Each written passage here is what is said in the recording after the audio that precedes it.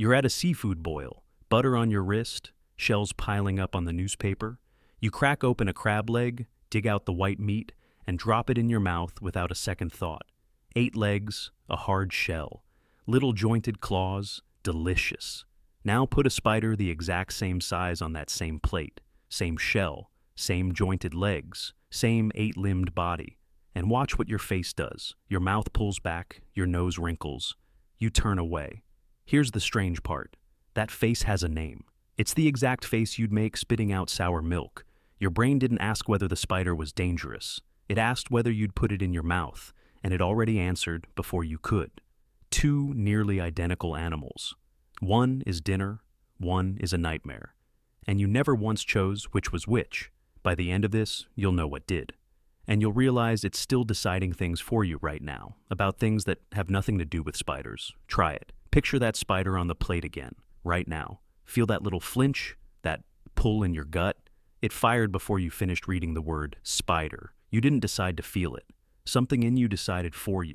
So the real question was never why spiders are scary. It's why the crab gets a free pass, when it's built from the same ancient blueprint, older than the dinosaurs. Let's try to solve it, and let's get it wrong a few times first. The first answer everyone reaches for is size. Spiders are small, crabs are big. Maybe your brain just doesn't file tiny things as food. Clean idea.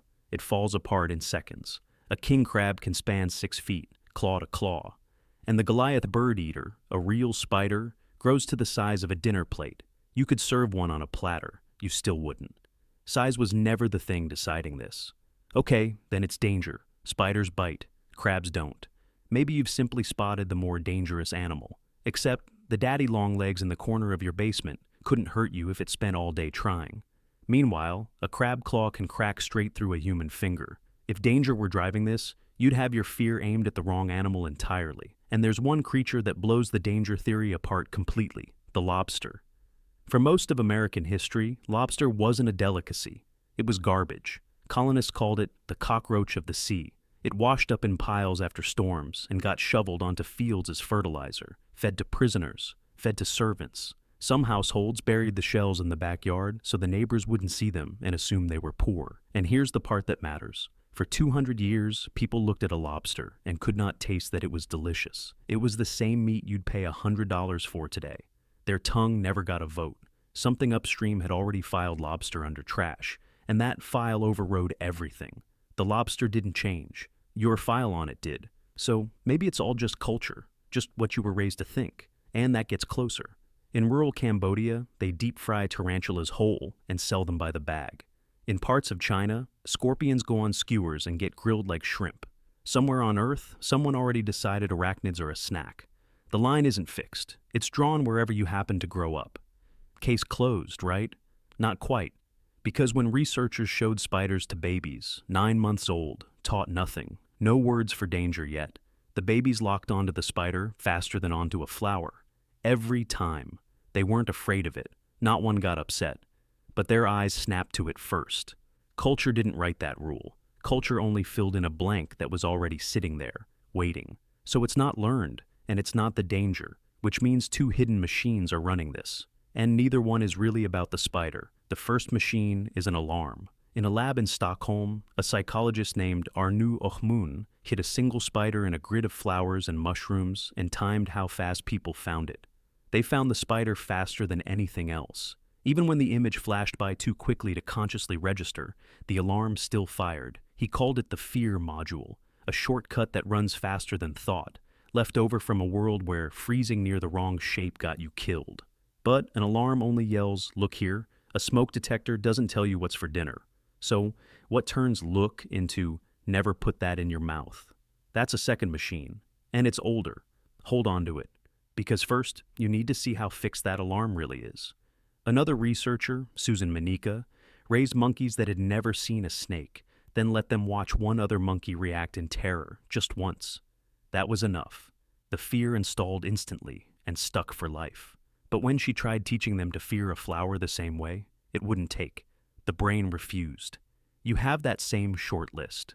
It's why one glimpse of your mother recoiling from a spider, once when you were 4, could wire you for the next 30 years. But if she'd shrieked at a daffodil, you'd have just thought she was being weird. Your brain wouldn't file it. Some shapes it grabs in a single glance. Others it will not learn, no matter how hard you push. What lands a shape on that list is movement. A spider lunges, sideways, backward, straight up a wall, no warning. Motion that reads like something that might be tracking you. A crab moves the opposite way. Scuttle, pause, scuttle, predictable. To an ancient alarm system, that isn't a predator. That's scenery. That's the alarm. But an alarm only says, look here. The verdict, dinner, or nightmare, comes from somewhere much older. The second machine is disgust. And this is the one nobody sees coming, because disgust was never built to protect you from danger. It was built to protect your mouth.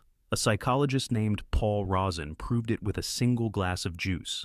Drop a dead, sterilized cockroach into it, stir, then take the cockroach back out. The juice is perfectly safe. Nobody will drink it. The threat is zero, but the disgust is total. Because disgust doesn't ask, will this harm me? It asks, is this contaminated? And that is a food question. It's the reflex that evolved to make you spit out rot before you swallow it. The gate that guards what goes in. Now, look at the spider through that gate. Dry, papery legs, living in dust and corners, wrapped in the memory of dead flies and silk.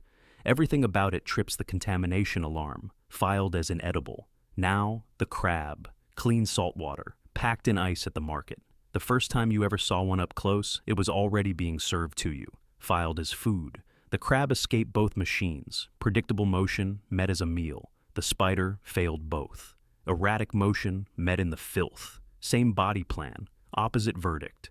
And you were never once consulted. Once you see it, it's everywhere. A slug is just a snail that lost its shell. One gets simmered in garlic butter and called an appetizer. The other gets salt poured on it in the garden. Octopus, soft and alien and 8-armed, is a delicacy from Spain to Japan. A house centipede with the same too many legs empties a room. Smoked eel is sushi. A leech is pure horror.